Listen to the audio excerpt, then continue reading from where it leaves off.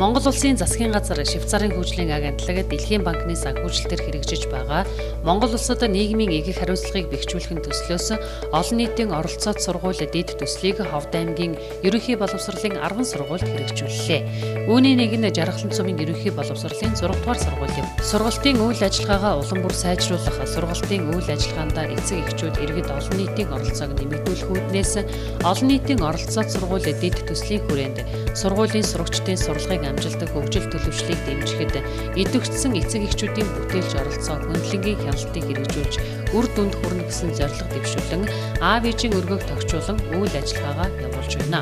Энэ сургууль гэдэг бол хүүхэд эцэг эх багш сурагч хамтын үйл ажиллагаа байдаг учраас нэг тал нь бол хэдий жоохон бол аливаа юм бол цалгалт үүдэг.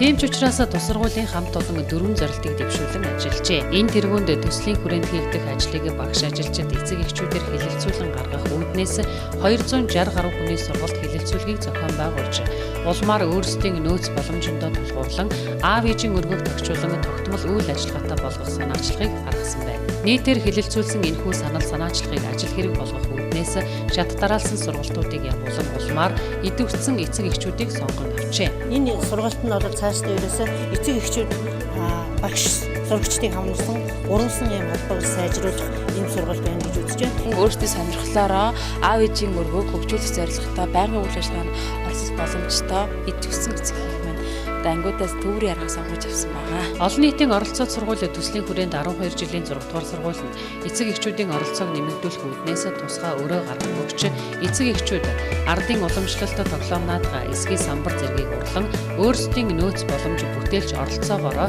аав ээжийн өргөөгөө тогтжуулжээ. Аав ээжийн өргөөнд эцэг эхчүүд багш нар сурагчдад сургалт явуулахдаа тухайн сургалтын хөтөлбөрөө сургуулийн захирлаар батлуулан ажиллаж байна. 2 дахь 5 дахь өдрийн 2 цагт тогтмол аав ээжүүд маань ирж сурагчтайгаа уулз сургалтын үйл ажиллагаа өөрсдийнхөө өв уламжлал дээрээ суурилсан үйл ажиллагаа зохион байгуулж байгаа. Аав ээжийн өргөөг туршиглан сургалтыг дэмжих үйл ажиллагааны цагаар эцэг эхчүүд сурагчдад амьдрах ухааны хичээл зааж, эсгийн орлолоо шүр шүрэн эдлэлээр бүтээл хийх, хүүхдийн эрх үүрэг зэрэг сэдвүүдээр хичээл бэлтгэн ирж сурагчдад мэдлэг олгож байгаа нь эцэг эх багш сурагчдын хамтын ажиллагааг бэхжүүлэхэд чухал үр дүнгээ өгч байна.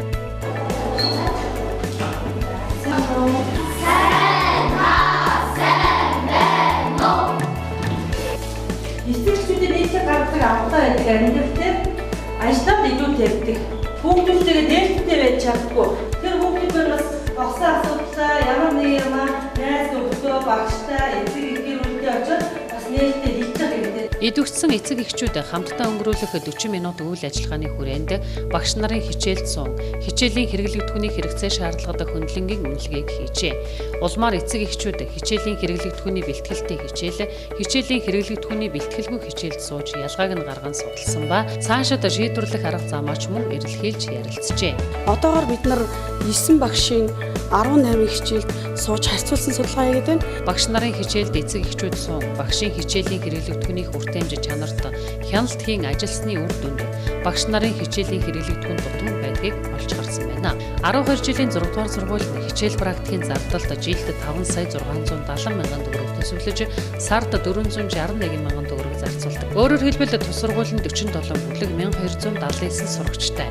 Нэг сурагчид сард дунджаар 360 төгрөгийн хичээл үйлдвэрийн зардал ногддог байна. Гэвч энэ тийм ч хүрэлцээтэй биш учраас сурагчид хичээлийн харилцан адилгүй ойлгож байгааг эцэг эхчүүдэд өгнөж хичээл практикийн зардлыг нэмэгдүүлэх шаардлагатай гэж үзэж байна. Тарах материал ингээд өгөөд хүүхдүүдтэй илүү хичээлээ ойлгомжтойгоор заа гэтэл санхүүгийн боломжоос болоод тэр багш гараа авлага материал болон бусад юмыг ирс хүүхдүүд хангалттай тараад өгч чаддаггүй байдаг талыг бид нар ажиглаж байдаг. Эцэг эхийн оролцоог нэмэгдүүлнэ, эцэг эхээ хичээл суулгах нь, хичээл заалгаж үзэж туршиж санал бодлыг нь солилцсон.